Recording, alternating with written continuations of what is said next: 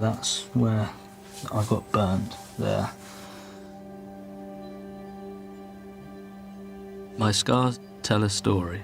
When the police found me, I was told I was 10 days away from death.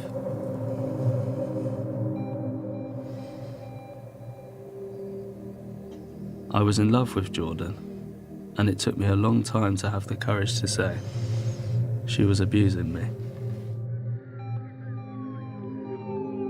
People always ask me, why didn't you walk away?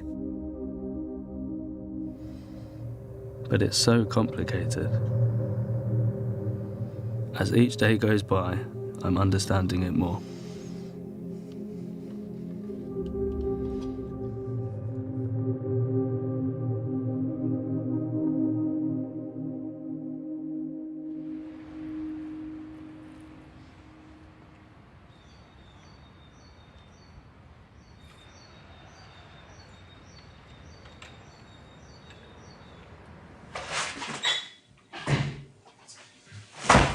Okay, Alex, so today is the Sunday, it's 11th of June 2017. I noticed you've got a bandage to your arm, and I know that you've explained to me you've got some injuries. Are you fit and well to do the interview today? Yeah, that's fine. First of all then, if you could introduce yourself. My name's Alexander Skeel. I'm 21. In your own words, I want you to tell me why you're here today. I'm here because yesterday afternoon the neighbours heard arguing in the house, so they phoned the police.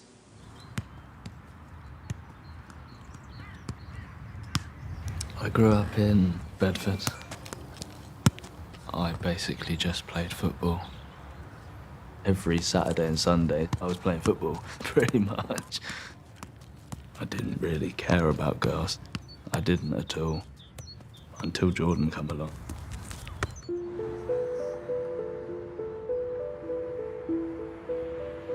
My friend was in a college performance, so I went to it, and she'd come to see her friend. We just started talking, and I was a bit surprised, because I'd never really spoke to many girls at all. It felt quite cool. It was quite nice to say to people, you know, what did you do at the weekend? Oh yeah, I met up with Jordan. She was very caring, confident, loving. She just showed a real interest in me. Where's Alex now? I just want to sort everything out. Start again. Yeah. Yeah. You're both very young, aren't you? How old are you? 22 and Alex 21. Okay. So what you were doing? I was holding a knife. I just Tell me, wanted him to come in the house. tell me about the knife. It was a big one from the kitchen. I think it was a bread knife. I'm not actually sure. So how far do you think the knife went in, Jordan? I don't think it went that far, but it did. There was a lot of blood. Alex was a kid that I knew from the playground at school. We just like clicked. So it was just normal to get to know his girlfriend. Alex's family were going on holiday, and Alex and Luke weren't going. Sort of teenagers were like, no, we'll have a free house, that'll be cool. Jordan was there, and she was part of the group. We got drunk a few nights, we ended up singing Bastille on a shed roof, and she seemed pretty cool, like, it's all good, like, we're all mates now. She was friendly when we first met. She was always quite quiet as well, quite timid. Everyone loved her. Everyone thought she was lovely.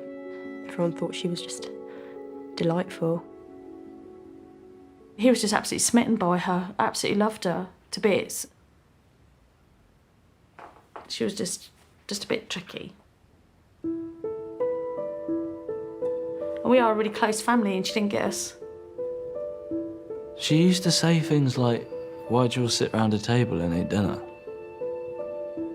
She'd say, I don't really like the colour grey. I don't think you should wear the colour grey. Oh, I don't like your hair like that. You should have your hair like this. Oh, I don't like the shoes that you're wearing. But I never took it as a negative. It was just more or less like, oh, it won't impress her, I won't wear it again, sort of thing. Her behaviour started to change. The longer they were together and how the relationship grew, the mind games started playing. We booked Lion King in London for her 18th birthday. We had a great time, it was lovely. And then Alex messages at like midnight going, she's gone, I don't know where she is. I went into the toilet and I come out and she'd just disappeared. I didn't know where she'd gone. We were all just like looking around for about an hour.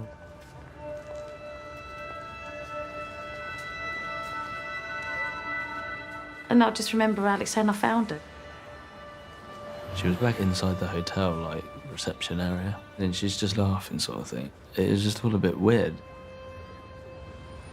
The mum and dad are saying, no, that's not right, and then you're sort of thinking, when it's just us two, it's not like that, so you're wrong. How was Alex seen? How did he see you? How did you see him yesterday?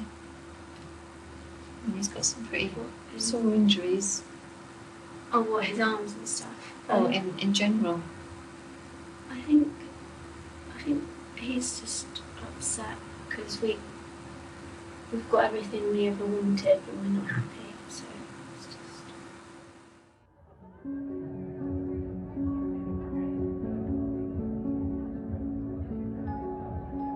Alex's mum wanted a big bash for her boys. She loves to show off her boys. And to be fair, like, they were doing so well. Like, Luke just got into uni, Alex was going on to college. I was like really excited for that A team. It seemed like it was going to be really good. I hired a hall and we had special invites made. He had a Leeds United cake, as he would. There was my mum's friend's daughter that used to come round quite a bit, and Jordan said, she's there, I'm not going to go, sort of thing. And I said, well, I don't know if she is actually going. And she was there. And then, like, halfway through the party, suddenly there's shouting. Jordan targeted a 15-year-old girl, my best friend's daughter. Beautiful girl, very attractive. She just screamed abuse at her. He was spending time with his family, his friends, and she just wanted Alex all to herself. The music just was stopped. Alex was sobbing. Jed was, what do you think you're doing? Telling Jordan to leave the party and stuff like this. And Alex was like, no, I want to stay at the party. There was like 100 odd people just staring at this argument, and the girl involved was my girlfriend. I took Alex away to the bathroom and he was just screaming like, I need to look after her, I need to be with her, like, I love her. He was saying, look, leave her, she's not good. I was a bit clouded by what happened because obviously at the time I loved her and everything. I think it was about a week or two afterwards. I remember having a few arguments, and then she snapped my SIM card. It just a penny dropped, and I thought, she's just not right. Everyone is right. I thought, no, I'm not doing this. I'm gonna go. That's it. I'm done.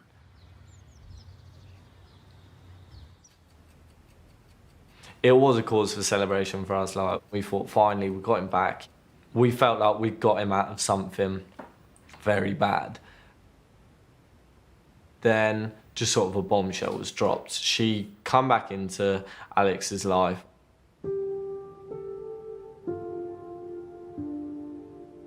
Out of the blue, she got his friends to go and pick her up, to bring her here to tell her she was pregnant. And I'm like, yeah, right, that old chestnut, you can do a test in my house. You know, I'm not falling for that. So she did do a test in the house and she was pregnant. I said to Alex, you don't have to be with her, but you need to stand by her. So that's fine. I don't mind paying my way. But I was thinking, I can't be with you. There's just no way that's happening because couldn't deal with her. Constant mind games, time and time again. And then I didn't hear from her for a year.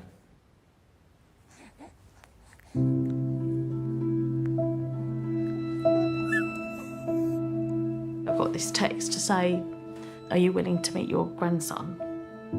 And it was like, yes. And she just rocked up on my doorstep on the 12th of August. She spun the car seat round and it was just Alex. And I just fell in love with him. And I couldn't shut the door on my grandson. I went absolutely off my head. I said, why the fuck did you let her in and all this, that and the other? And I went, I get that, and I do understand what you're saying. I said, but please let me be his nan. And Mum was like, she seems lovely, she's changed. Being a mum's obviously changed her. The beautiful little boy there. We all gave her the benefit of the doubt. She's a mum now. You know, give her a chance. And we even said to Alex, give her a chance. Alex's mum arranged for him to meet the kid, but without seeing Jordan. And it was very much like, he was like, okay, like that's disassociated it a bit already. Like, I don't have to see her. He still hated her guts, but you can see his kid. I knew for about a week that I was going to be seeing TJ for the first time. And I sort of said, no, look, I want to do it with Grandad. We're close, really close. Whenever I was ill, I always wanted to be with Grandad. So I remember Grandad driving the car, he goes, he's a lovely little boy, you know. He's lovely. You'll love him. I just remember walking in and he's just lying there, kicking around, being a little monkey, basically. And I just thought, well, yeah, that don't really surprise me, because that's what I'm like. It kind of all went a bit fast forward from there. Before we knew it, she was living with the Skeels. She was lovely, couldn't fault her. And it was just this lovely, extended, happy family.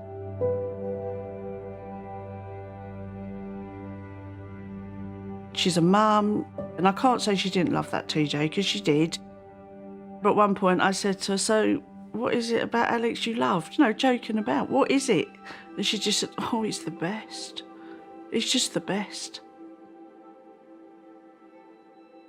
It all seemed nice, too nice. And it was like, shit. And I said to Jed, I was like, I have a very bad feeling that he's falling for her again.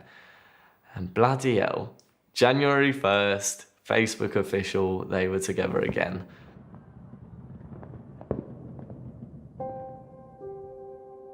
He saw this as his life. He felt it was his happily ever after. It was probably the best it ever was. It was fun. I was happy, she was happy, TJ was happy. And then the cracks started coming. She just got back into his head to a point where you couldn't do anything to stop it.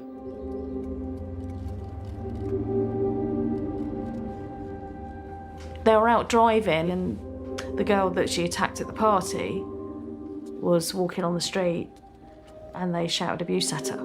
Of course, her mum rang me and said they're abusing her in the street. I said I wasn't happy with these mind games starting again. I thought we'd gone past that. I thought we'd all moved on and grown up. I said, we're not having it. So she packed all of TJ's stuff up and she told Alex he was to choose. It was definitely TJ. I didn't want to not see him. I thought, she won't let me see TJ anymore. And I've obviously bonded with him over the last, 8 months or something. So I literally just moved out, and that was the last time I went home. He was only 19 when he went away and my world fell apart, really. It was horrible. And I never saw Alex for 2 years.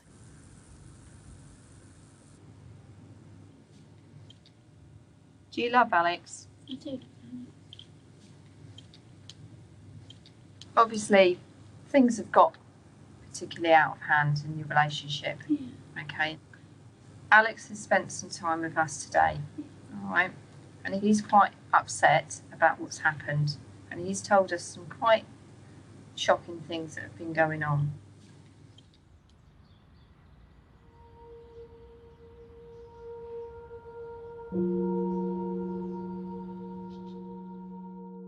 I was happy, and I thought, I'm there for my son and we're going to be a family. Shortly after I moved in, little things changed. She started accusing me of doing things with girls when we weren't together, and she was pregnant with TJ. Did I ever see this girl? Did I ever speak to this girl? I'd say I didn't do that. She wouldn't believe it, and it just got to the point where she kept asking and asking and asking. She changed my phone. I got a new phone and phone number. She got rid of the PlayStation because it was a form of contact to, like, people I knew. I could say I'm a muppet and everything, but you're so caught up in everything, you just don't know.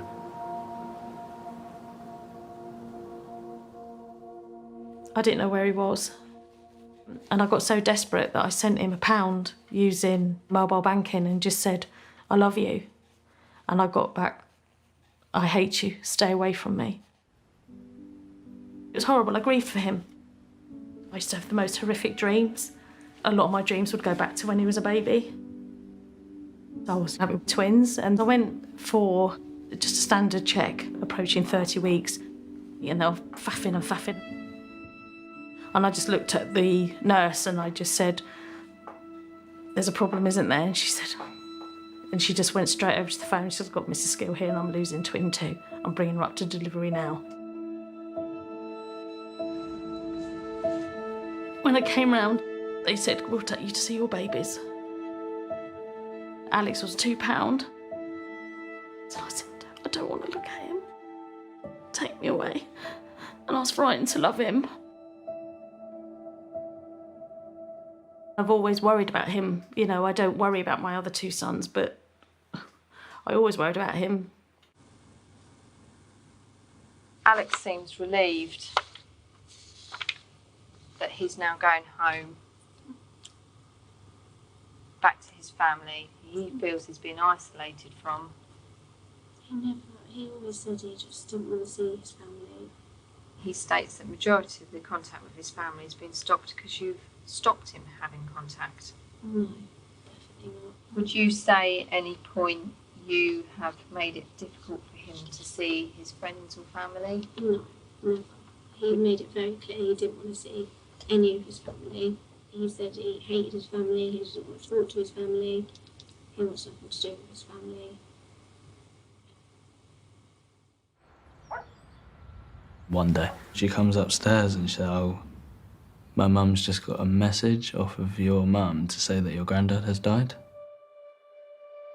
And I was really, really upset because I couldn't say goodbye.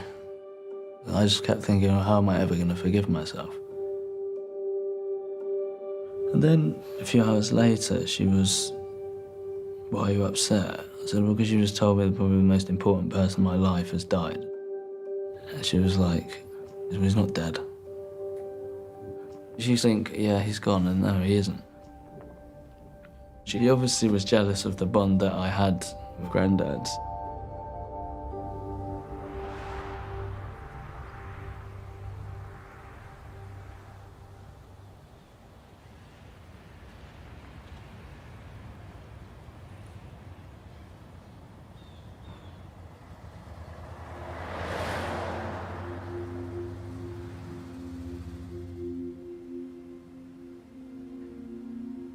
That first month, it was brilliant. It was really good.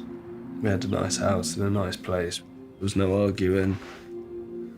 And if everything carried on the way it was and kept going to plan, we'd have been absolutely fine. We'd have been more than fine. We decided that we would try for another child. And then straight away, we found out she was pregnant. And I thought, well, that's like amazing. I was really happy. But then everything just gradually got worse and worse and worse. I went to work. It was a really good job and I really enjoyed it. She told me that I needed to leave because it weren't good enough. I didn't like leaving. She was going to university. Jordan said, "You're going to come to uni with me every day because I don't trust you at the home because you're going to go back to see your mum and dad without me knowing." I don't know how I got the money. She took my wallet off me. So then after that, I just went to uni with her every single day. Alex become a ghost. Like, he's untraceable. And he's missing all these massive things we'd spoke about years before. I literally could not listen to Bastille while he was away. Bastille would come on and I'd start crying in the middle of a club. We found a Facebook page of Alex, but his name was spelled A-L-I-X and his middle name was Thomas.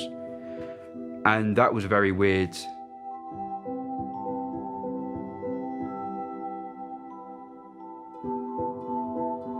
Sent it a friend request and I got a message off Alex and I was like, right, here we go. I knew it wasn't a message off Alex. It was like, "I've never been your fucking friend. I've never wanted anything to do with you. I've all just been lying to you this whole time." And I remember literally replying, "You're right, Jordan, it's finally my turn then, is it?" And then just blocked.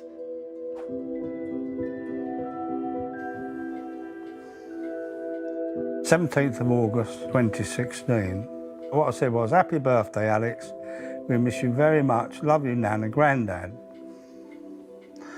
All I got was, "Don't message me again." And that really cut me out.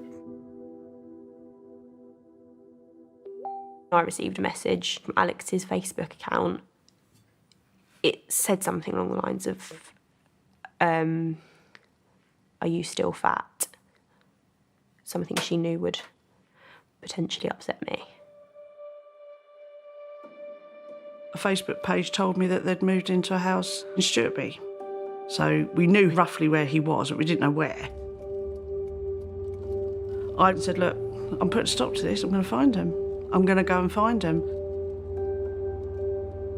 A friend of mine who was brought up in Stuartby, he drove round as well. She loved elephants. My son George was with me and he said, "There's an elephant in the window up there." So I said, "It's got to be it then." So I banged on the door and all the lights went dead, black, nothing. And then at one point a downstairs light come on and I saw the outline of Alex going to the kitchen, and then the light went out, went back upstairs. And I just said, "He hates us. You know, when he's ready, we'll see him. But until then, we've just got to leave it." He says that you go at him about this period of time that you had a break in your relationship, okay? It always goes back to that, yeah. And that you question him relentlessly, and that you go on about it a lot, and that if he doesn't answer you, you then become violent towards him. We went to Winter Wonderland in London.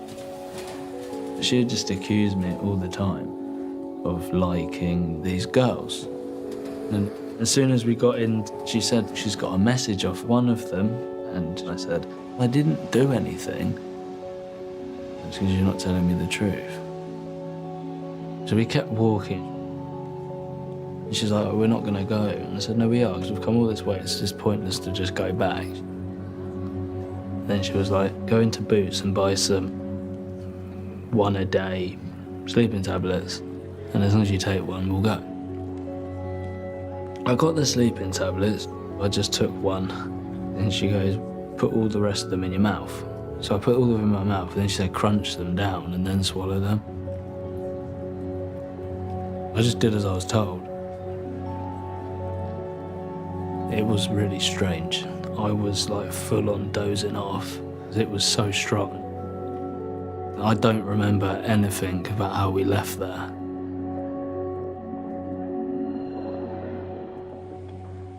Alex has said that since mainly that you've been living at this address, he has almost been attacked or physically put through some sort of assault pretty much every day since about September. He states if you missed a night of hitting him, you would then make up for it the next night. No. I don't know why he would say that.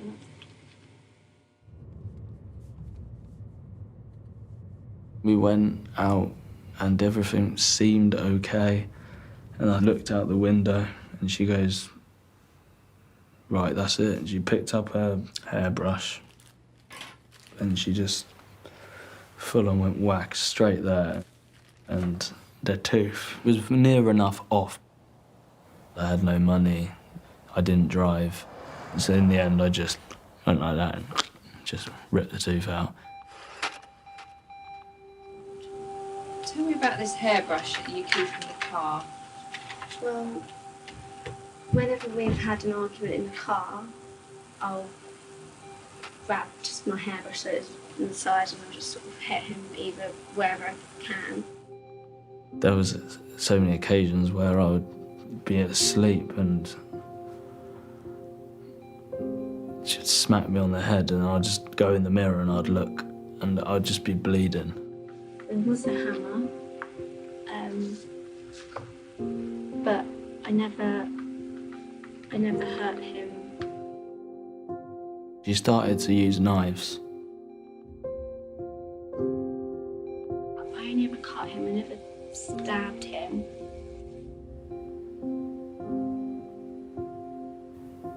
I wasn't eating properly. She didn't let me. Sometimes he said, oh, can we cook pasta? And I'll say no because I'm not hungry. She said, you're not allowed to sleep in the bed. So I slept on the floor. Yeah, that's very true. Me and TJ sleep in the bed. I could feel that my body was starting to shut down.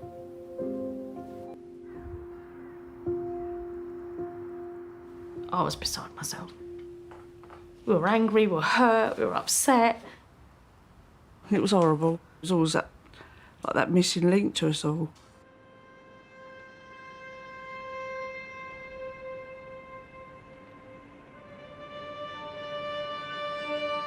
His dad, Graham, called me and said, come on, Sue, will you come with me? He's asking for help down the phone. So we went back to the house, get there, all the lights go off again. And I said, if you don't open the door, I'm ringing the police. And he was going, go away, I don't want you here. And he said, no, you've called for help and I'm here. 2 cars came. They told us to sit in the car while they went in. And they came out to us and said, oh, they've had a row. The police said they put them in separate rooms, had a word with them, it's all fine. But your son is walking with a limp. And that was it. We went and watched Bastille in a concert in Leeds. It was fun. Like my favourite band in my favourite city. But the next morning, I remember waking up in the morning to boiling water being poured on my back. And it was horrible. It hurt. It was so sore. And it was so bad, he screamed. Never in Leeds, never. He says that he's told to make a story up to tell your parents that the shower in the hotel was faulty. I don't. Sorry, I don't know why. Have you ever subjected him to a lie detector test? Yeah. Would you do that regularly? No, we only did it I think it was like one day we did it. She got a £5 lie detector and she told me to strap my hand in it. And she had a boiling water kettle. The lie detector buzzed to suggest that I was lying. I ran off and I just ended up just slamming the door shut.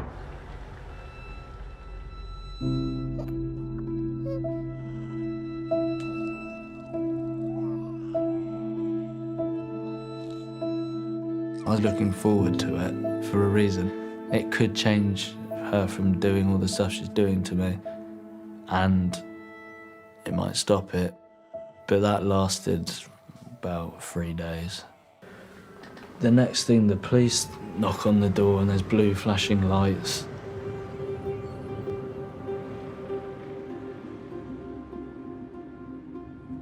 At the time, I was frontline response police constable. We got a 999 call for a domestic disturbance between a man and a woman, called in by neighbours. Bedfordshire Police, how can I help? There's a couple and it sounds like they're having a really, really bad fight. He's shouting, and I'm sorry, not my fault. Get off me, leave me alone. Stop hurting me.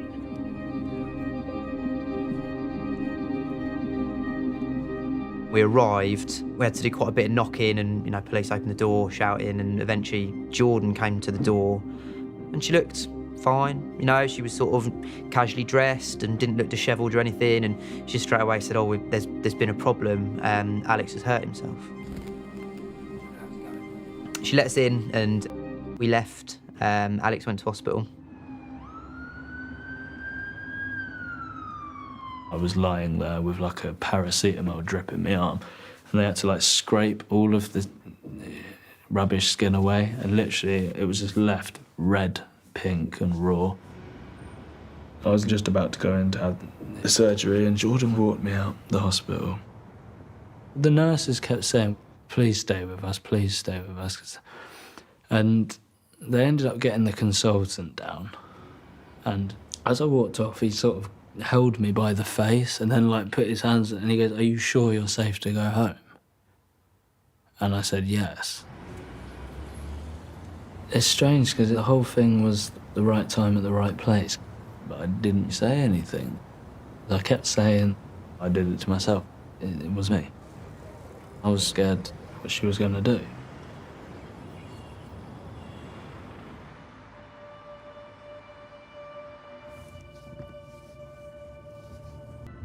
But I wasn't able to get hold of him. A few days after that, on our job system, I saw Alex's address and there was a call just coming in. So I called up straight away and said, I'm going. We were just shouting and arguing. And the next thing, the door knocks and there's a police car outside, and I opened the door and it was Ed standing there and had a really nice smile on his face. Hello, how you doing, mate? Remember me? What's been going on today, mate? We'll go upstairs. Are you alright down here for a minute, Jordan, yeah? Have you been assaulted or anything like that today? No assault, nothing. It's just an argument. We're just so stressed out. Are you 100% sure, Alex? Yes, I'm 100% sure. I know you've said this to me the other night, and you're obviously saying it to me now, but are you 100% sure? Because you're not looking me in the eye, you're looking at the floor. So those injuries, you're saying you've done them to yourself. They could easily, because of where they are, they could easily not have been done to yourself, right? And just hear me out. Even in the house, he was not budging on his story at all. He was absolutely adamant, no, I do this to myself, I do it to myself. I didn't really want any commotion. I know if the police get involved, it would possibly be really difficult. I was always thinking, how would she react? If I did anything wrong or not what she wanted, she would go off her head. That was what was running through my head the whole time.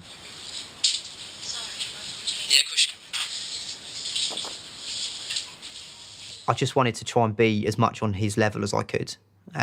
He's a few years younger than me, but not a dissimilar age. We're both blokes. And I thought I need to get him out of this environment. Let me go down A&E, mate, and get it redressed. Grab a jacket and some shoes, mate, whatever you got, wallet, whatever. So, mate, are you coming back here tonight? From A&E? Yeah. And then I'm going to come back here tomorrow? Yeah. Okay, so you don't really need to come to me? So you know where each other are?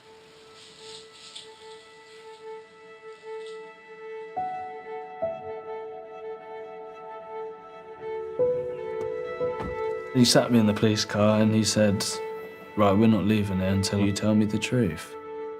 You need help, she needs help, your children need help, you all need help.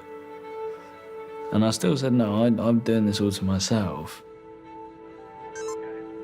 I turned my camera off and I said to him, look, my camera's off, it's just you and me in this car. Straight away, I just said it.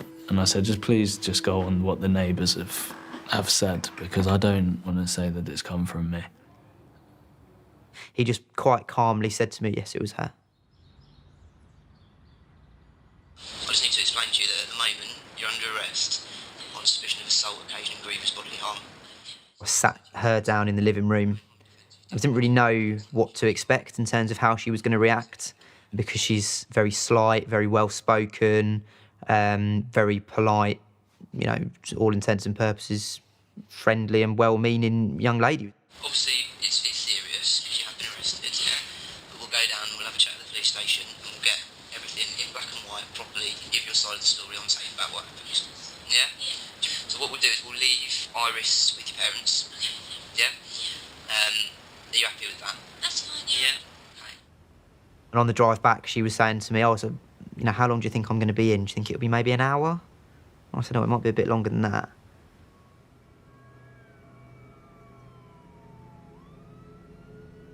Once we allowed him to get to the hospital by sort of removing her from the equation, the doctor said that they reckon had probably 10 days from death.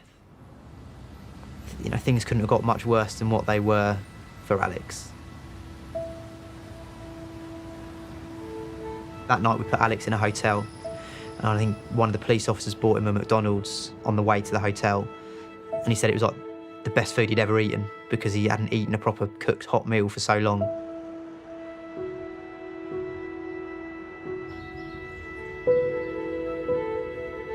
I had like a buffet breakfast in the morning, and I was overlooking Bedford River. I actually sat there and I giggled to myself. There's me. I've got a T-shirt on which has bloodstains on it still, because I didn't have any other clothes. I just looked a mess, bandages, and all these posh people in ties and that, and it was a lovely bacon. And I'm sitting there just like, I don't care if I feel out of place here.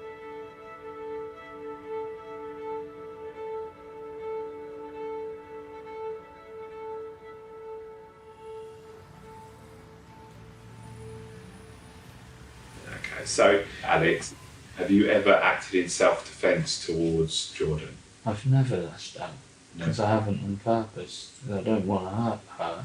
No. Okay. Tell me why you've never reported it to the police or anybody else.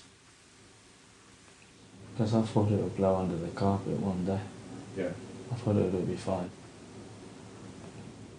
We talked in detail about the incidents that happened on the 3rd of June and 10th of June when the police attended, okay? And you've accepted that you have thrown water over him that was boiling, okay? And you have accepted that you swiped at him with the knife and cut him, all right?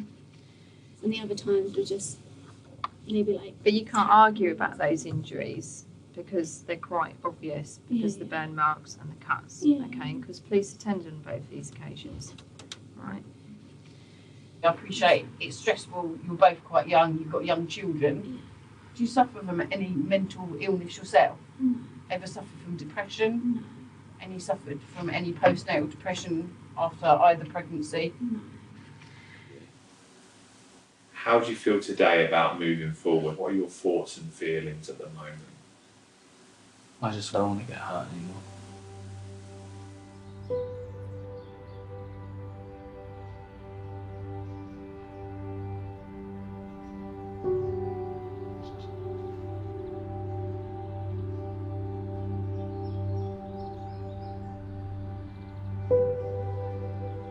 Phone was ringing, and the phone call was the sergeant, and she said, just to tell you your son is safe and well.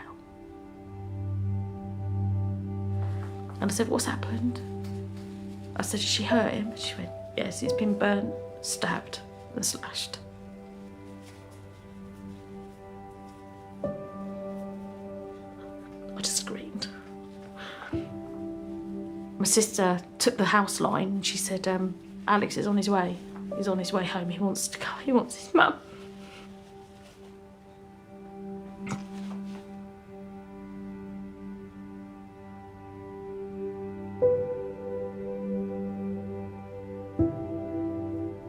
What he looked like coming up, that he couldn't even barely walk up the path.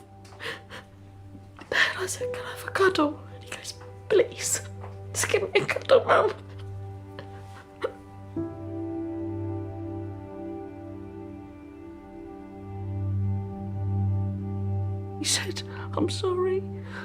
And he was, his body, he didn't even smell alive.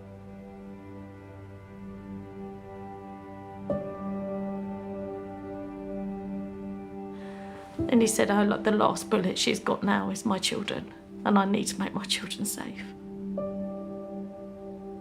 And within 5 days, they were with us. And I just remember meeting my granddaughter for the first time. I didn't even know she was born.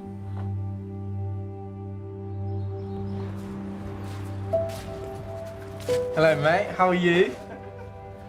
It was so surreal seeing him again. I just grabbed him, made sure he was real, and just hugged him very tight. I'm literally buzzing, mate. Yeah.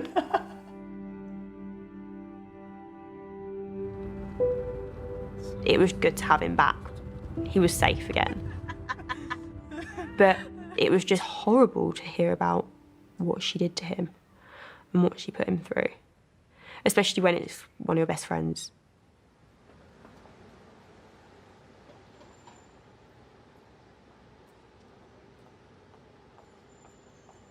Her sentencing day, there was no sense of remorse, I'm sorry. The only thing the judge did say was Jordan doesn't blame Alex for anything that she did to him. I think in her mind, the more she did and seeing him stay, the more she felt like he really did love her because he still stayed. And it's really weird to even comprehend that, because most people wouldn't even think about pushing the person they love, like, just wouldn't cross their mind.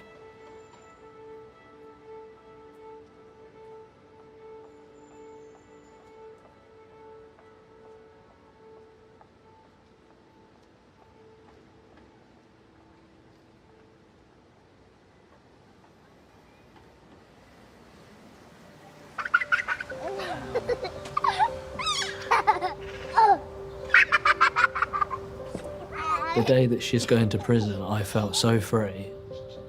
It was a massive relief.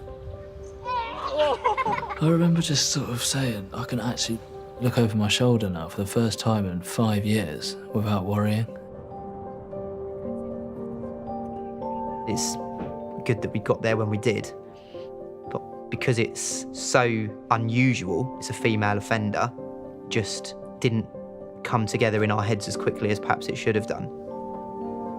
I was quite critical of myself after the incident because I felt like I should have challenged more and seen it more the first time I attended the address.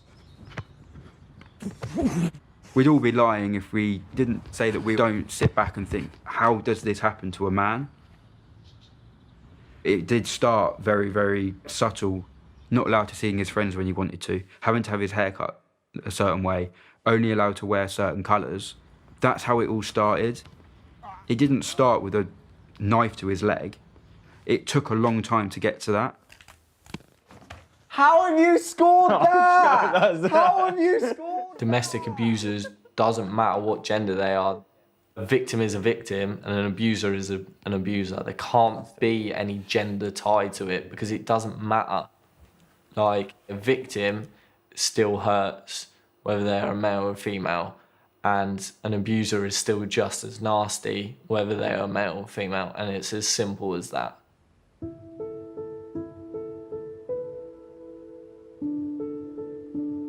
Now that I'm free from the relationship, I'm beginning to understand abuse better. And I hope I can help others understand it too. Right, spread around. No, Joe, you're just blocking the pass off. I'm starting with the football team I coach. They are sponsored by a domestic abuse charity. And I'm talking to professionals about how to recognise signs of abuse. It's going to be locally set up, and that's what the groups run out of. The memories will never leave me, but I'm learning how to cope. There you go, jump down that looking mess. Thank you very much, I like that. You alright? I have so much support from my friends and family, and I'm building a future for me and my kids.